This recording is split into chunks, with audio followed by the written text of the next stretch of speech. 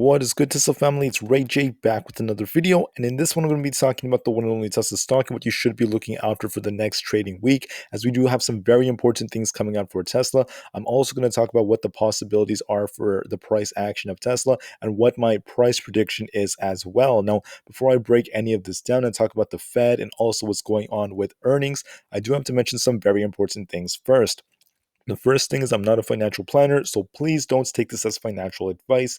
And also, if you guys can, please smash the like button if you want to see more videos like this. Not only benefits me, benefits the entire Tesla community as a whole.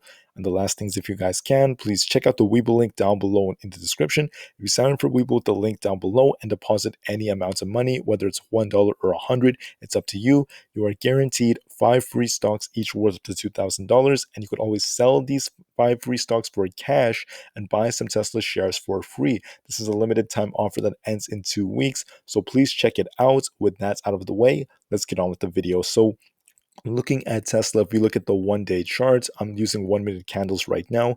We could see this thing stayed in this range I was talking about, between that 1,027 range and that $1,000 level of support. We essentially stayed here pretty much for the majority of the day. We did get some runs to the upside showing some strength, but other than that, we ended up seeing that big drop that ended up coming after. But the $1,000 level of support did end up holding up, causing us to close 0.37% in the red. So what's going on with the future? Well, before I talk about the important dates and what all of these lines mean, we have to look at the context of next week. So right now, looking at this right here, we have the FOMC blackout period.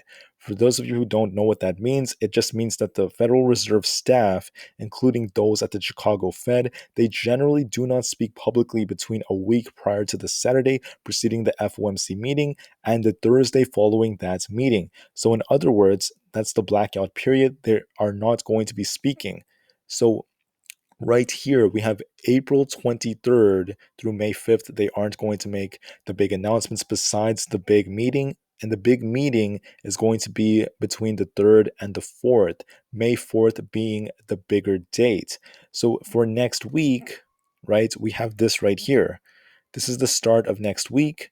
We have a lot of big things coming out for next week because the Fed is not going to be talking as much. The Fed is not going to rug pull us, or they're not going to interfere way too much.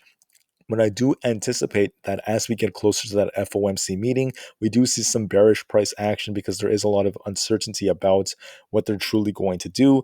And once we get the certainty priced in, once they announce 50 basis points as the rate hike or something like that, the market should get a nice bounce after that. But what's so big about next week? Well, we have a monster week for earnings. You guys can see it right here. Big tech earnings are just for next week. I mean, this headline right here from CNBC says that the sliding stock market is headed for a loaded week of tech earnings and economic data. So this is going to be very important for us going forward, because if we go down right here, I think this is going to be the bigger thing.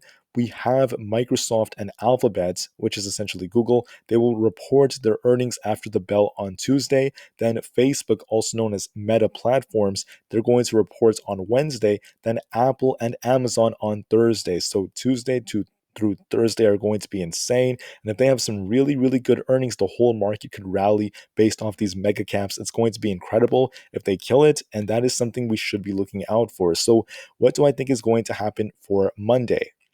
Well, there are some big possibilities we have to look out for. For Monday, I wouldn't be surprised if Tesla does get a bit of a relief bounce after the big red that we ended up seeing, all this big and bearish price action we saw since the earnings report. I mean, we just saw this thing go from 1,090 all the way down to 1,000.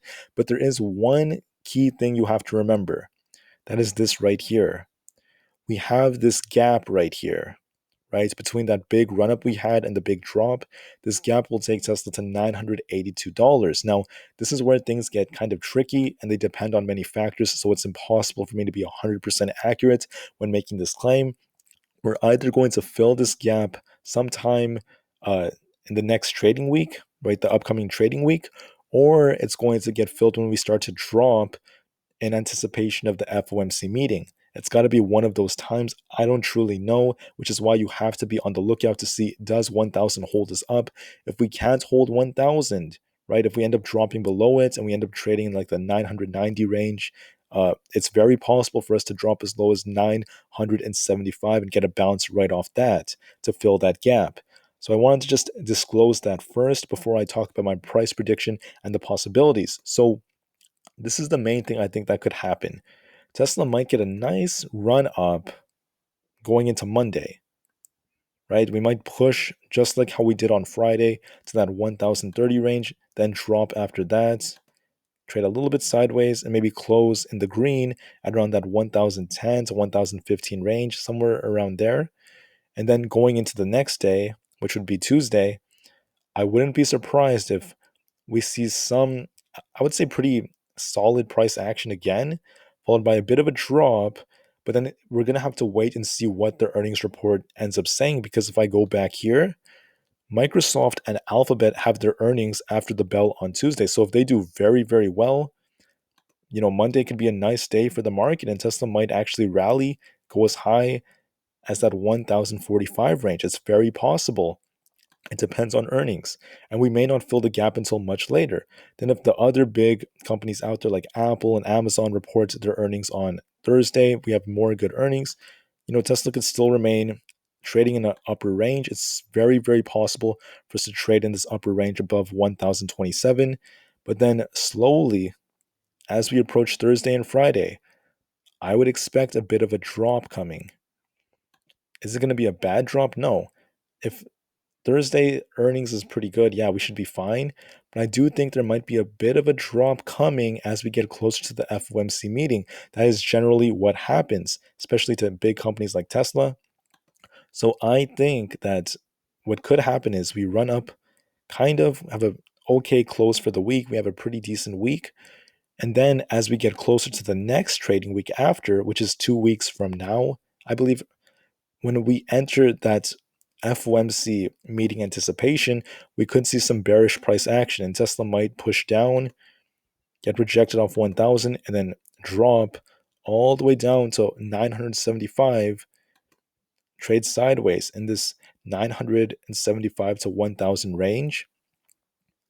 And then on the day of the FOMC meeting, once we get that certainty, once the 50 basis point rate hike is maybe priced in, it probably would be at that point, the market could see a nice reversal. And I would expect Tesla to start pushing pretty dramatically in a relatively short period of time. So, this is essentially what I think the chart may end up doing. I know it's pretty rough, not super accurate or perfect. I know. But like I said before, it is possible for us to fill this gap if that $1,000 level of support does not hold us. If you see this thing starting to drop, be prepared for that. It can happen on any day. But considering the fact that the Fed is going to be silent, right? The Fed is not going to be talking for the entirety of next week, essentially, or the next trading week that's coming up. And we have these monster earnings. We could get that nice earnings from Microsoft or something that really pushes the market to the upside. Maybe Amazon on Thursday can help us. So expect us to trade in this upper range most likely, get that nice push to that 1030 to 1040 range, get a bit of a cool down after that, then continue to trade in the upwards direction around that 1030 to 1040 range, followed by some potential downside as we approach the week after, which would be around the beginning of May when the big reports come out for the FOMC, the federal funds rates that are going to affect our economy for months to come. And anyways, I want to also talk about some technical indicators real quick that are actually not necessarily bad because if you look at Tesla, we were really low a couple of weeks ago and we got a nice push to the upside to that 1090 range. We've been descending after that, but what you're seeing is the MACD does look like it's still holding up pretty well. It doesn't look too bearish quite yet. We're still respecting a bit of an upward trend. The RSI is picking up too. It's at 48 flat, which is not bad for Tesla. And the volume, one of the things I noticed is we did get a bit of a spike in volume. We did see some bearish price action after that. But typically when Tesla drops like this, we get a nice bounce for Monday. So I am looking out for that. So anyways, for Monday, what is my prediction for Monday? Because I did just talk about the future for many days into the future. But for Monday, I expect a nice push to the upside. I expect Tesla to maybe trade between that 1027 to 1040 range, then get a rejection off that, maybe start to drop a little bit. And where do we drop to? Perhaps around that 1010 range. I'm not sure if we're going to keep pushing down. And this is just a possibility. I definitely think that it's most likely the truth that we're going to stay pretty much afloat because we have the big earnings, which should be pretty good. And I think we should be fine for this week, but next week, or I'm sorry, the week after, when we start May, that's where things become a lot more serious. Now, always remember my warning.